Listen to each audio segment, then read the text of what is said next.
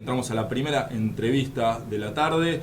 Como todos sabemos, se inició la Semana del Maestro, una serie de conferencias y encuentros que van a estar destinados justamente a reflexionar en conjunto con especialistas sobre el rol del maestro, el rol de los docentes, la situación de la educación en el contexto en el que estamos atravesando. Y sobre esto vamos a charlar ahora un ratito con Carlos Scliar, que es justamente uno de los conferencistas. Él es investigador, escritor especializado en literatura, pedagogía, filosofía, es investigador del CONICET y bueno, y tiene una larga trayectoria reflexionando sobre temas educativos. ¿Cómo estás, Carlos Scliar? Te saludamos desde Tucumán, Emanuel y Matías.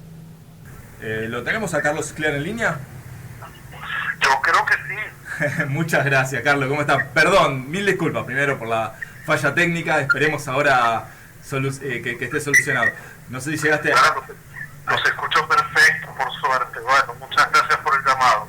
Bueno, muchísimas gracias a vos por atendernos, por dedicarnos unos minutos. Sabemos que estás con muchísimas actividades. Un poco la idea es que nos ayudes a pensar más allá del tema concreto de tu conferencia, que después nos compartirás el título y demás, que nos ayudes a pensar hoy por hoy de qué se trata ser maestro, ¿no? En esta semana del maestro en que se piensa el rol y la educación en sí mismo. Bueno, muchas gracias por la pregunta. La verdad es que me ha tocado, por suerte, diría yo, muchos pedidos de grabar mensajes para el viernes, y tuve que ponerme a pensar un poquito cómo dedicar unas palabras a algo que yo también soy, ¿no? Que hoy hace tiempo está como sujeto a la precariedad, a la provisoriedad, pero al mismo tiempo encaramado así en una posición de cierto privilegio, o por lo menos eso es lo que en general esperamos, que la figura del maestro sea reconocida, ¿no? Yo creo que este país y la región nos plantea permanentemente un cambio como en la apariencia de esa figura, ¿no? Pasamos de ser cómplices, compañeros, cuidadores, alimentadores, ayudadores, sostenedores, pero creo que en el fondo lo que vale la pena es invitar a nuestros estudiantes. Somos como artistas de la invitación para que los estudiantes puedan salir al mundo y aprender a vivir más allá del mundo y de la vida que les toca en suerte por la forma en que han nacido, por el lugar en el que han estado. Es decir, yo creo que no se entendería este papel sin las instituciones, y que es un papel que al mismo tiempo es muy solitario, muy frágil, pero también es de una simbología muy potente. Se suele relacionar, bueno, tanto al maestro como tal vez en los niveles un poquito más altos, en la secundaria, en los niveles profesionales tal vez, a esta cuestión de la educación como esa especie de vínculo que tiene que asegurar solamente la construcción de determinados tipos de habilidades, capacidades y conocimientos concretos. Pero hay también algo que tiene que ver con el fortalecimiento de un vínculo humano que permanentemente tiene que estar recreado, y que la educación también forme parte de eso. ¿Puede ser que eso exista todavía? Si solo fuera para consolidar habilidades, competencias, capacidades, yo no sé si hubiera elegido esta profesión, esta tarea y esta vocación. Yo creo que hay algo que tiene que ver con insistir en el carácter igualitario, democrático, en el carácter conversacional. Claro. Yo creo que somos figuras antigrieta, pero bueno, no sé si eso alcanza en un mundo como el de hoy, ¿no? Me parece que poner a los educadores de la mano de las figuras empresariales o de las figuras del trabajo o del empleo es poca cosa. Creo que nuestras vidas sin maestro estarían un poco a la deriva, si no mucho, ¿no?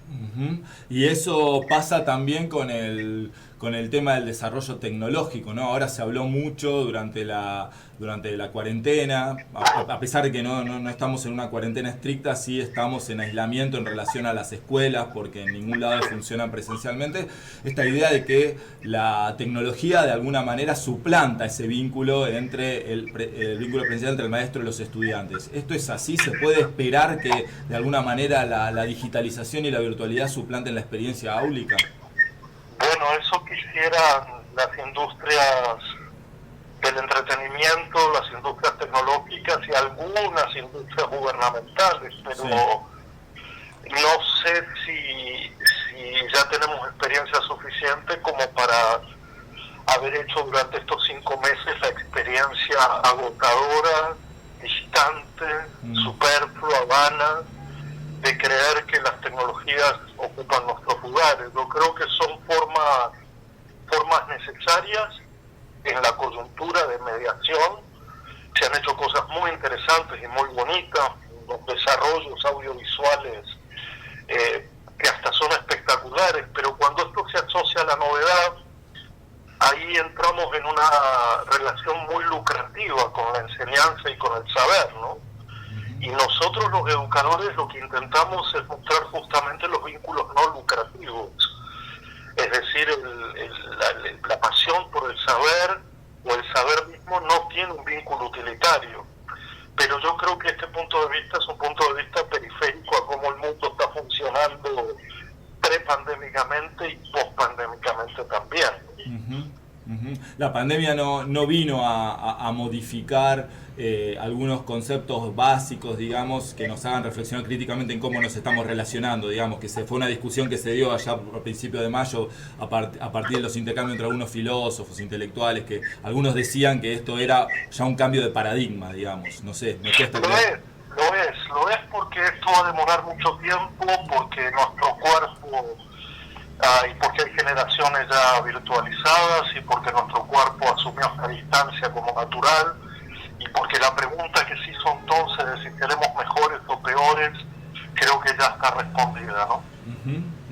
Carlos, lamentablemente lo digo con un cierto dolor de quien envejece de alguna manera, o de que el mundo le parece demasiado nuevo como para someterse a esas lógicas de actualización permanentes.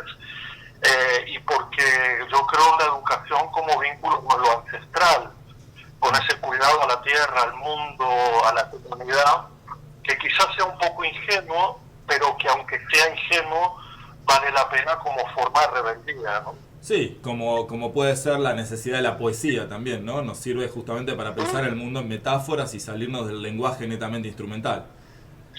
Es que yo creo, bueno, soy un mal poeta, pero lo soy, digamos, mal poeta, y calculo que la necesidad de ficción es tan potente como la necesidad de realidad.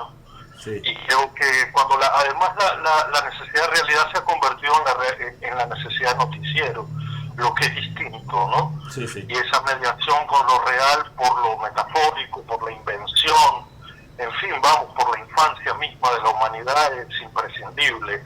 También ese es el papel de la escuela, ¿no? Dar infancia a la humanidad entendiendo cómo dar lenguaje poético, dar cuerpo, dar juego, dar literatura, dar narración, dar tierra, en fin, todo lo que creo que estamos olvidando, ignorando, mientras el mundo se vuelve autodestructivo. Sí, interesante eso que hablas de esa reivindicación de la infancia, porque muchas veces hay adultos que creen que educar a los niños es tratar de transformarlos en adultos lo más rápido posible y no tratar de que se exprese esa infancia de la manera más plena posible. Claro, porque además yo creo que estamos asistiendo no solo a una pérdida de la infancia o la niñez, por eso que señalás, que es adultizar a los niños, sino también una pérdida de la infancia de la humanidad. Claro. Una humanidad sin poesía, una humanidad sin cine, una humanidad sin teatro, una humanidad que no juega, una humanidad sin tiempo, es una humanidad adulta en el peor de los sentidos, ¿no? Totalmente. Muy interesante, sí, justo lo pensaba hoy, que es un día muy paradigmático porque es el día de la alfabetización por un lado. Me gustaría una reflexión tuya en relación a eso, de qué es alfabetizar. Bueno, Bueno, esa palabra hace tiempo que me suena rancia, ¿no? Yo creo que es de alguna manera invitar a la niñez a que entre en una atmósfera narrativa y que en esa invitación aprecie lo que ya se ha escrito y lo que ya se ha leído a lo largo de las generaciones. No deja de ser una invitación, pero que es una invitación clave, ¿no? Porque si de alguna manera es forzosa, o tiene tintes de obligatoriedad, de exigencia, es posible que eso sea ya el primer signo de abandono de posibles lectores y escritores en el futuro. Pero la clave está en cambiar esa idea de alfabetización por una idea de atmósfera narrativa. Ajá, qué interesante. Que eso lo hacen tan bien en los primeros años de la educación infantil, en los jardines, y que luego llega esa presión del código, del pasaje de lo materno a lo paterno, ¿no? De lo corporal a los códigos cerrados y enclaustrados, que lamentablemente, creo yo, impiden un acceso placentero a lo que es la historia, la escritura y de la lectura a la humanidad. Así es. Y se sigue viendo en algunos espacios alternativos como en bibliotecas populares, en radios comunitarias también. Los cuentacuentos, todo lo que es educación informal y que en realidad debería llamarse educación con mayúscula. Yo soy muy de nutrirme por ahí. Mi primera formación es maestro de recreación. Así que para mí el modo del aula es el modo del taller, ¿no? El modo del oficio, el modo del orfebre, el modo del artesano. Y relaciono la tarea del educador muy por ese lado, ¿verdad? Así que claro que hay mucho para aprender de esos. Bueno, yo también me he nutrido mucho de las escuelas de arte, las escuelas de música, las escuelas de danza, de teatro, y creo que hay que artistizar mucho más la pedagogía, sin duda. Y mucho de cultura popular, evidentemente. Y universal, sin temor a eso, ¿no? Sin temor a creer que este debate de lo europeo y lo latinoamericano, ¿no? Claro. Porque en Europa también hay educación popular. Sí, sí. Entonces yo diría que hay como una educación por la filosofía, por el arte, por lo popular, por el folclore, por el movimiento, que está haciendo falta para otra generación y otra humanidad sin duda. Carlos, un poquito llevándote a la charla de hoy, ¿por dónde vas a enfocar tu conferencia? ¿Cuáles van a ser los temas que van a salir? Digo, para que los docentes tucumanos escuchen y se aprendan que están a tiempo todavía. Muchas gracias. Creo que es a las 19:30, ¿verdad? Sí, tenemos 2 horas. Lo que planteo es un poco esta relación tan extraña y tan difícil y tan compleja entre época y educación. Es decir, me da la impresión de que la educación se ha sometido un poco a las lógicas de la época, a las peores lógicas, la de la aceleración, la del cerebro, la de la relación entre educación y trabajo, la del conocimiento utilitario, lucrativo, y quiero mostrar otra vía, que es desprender la educación de la época, como si la educación en realidad fuera una educación multiepocal, porque sobre todo esta época ha generado una enorme cantidad de individuos dañados, individuos rotos, y justamente en la época en que se declama la inclusión es cuanto más destrucción se ha producido, ¿verdad? Desde el siglo XX en adelante. Interesante eso, ¿no? Tratar de reconstituirnos a partir de poder conocer también en profundidad en dónde está ese daño que tenemos como humanidad, ¿no? O sea, Exacto. Bueno, interesante también me pareció, la verdad, muy hermoso y poético que un libro se llame Mientras respiramos en la incertidumbre, ¿no? Gracias. Sí, Gracias. Y bueno... Ha sido como una escritura a flor de piel, la verdad. A mí me gusta esa idea de un lenguaje a flor de piel o una piel a flor de lenguaje, que los poetas entienden bien esa relación, ¿no? Así que lo he escrito durante la pandemia, pero con algunos textos anteriores que me permitieron como una unidad ahí de qué quiere decir escribir y pensar mientras respiramos. Ya que lo damos por sentado, y lamentablemente mucha gente ha perdido la respiración durante estos meses en particular. Ujú. Bueno, Carlos, te agradecemos muchísimo esta charla. Me comentaste que tenías una actividad ahora, así que te liberamos para eso y ojalá podamos retomar una conversación en breve y que bueno nos pueda seguir ayudando a reflexionar sobre el sentido y las potencias todavía que tienen los vínculos educativos, ¿no? Cuando quieran, y perdonen que hoy tenía también otra actividad antes, así que Sí. quedé medio apretado, pero cuando quieran y con más calma, hablamos. Fue un placer, un abrazo, que estés bien. Igualmente, un abrazo para ustedes.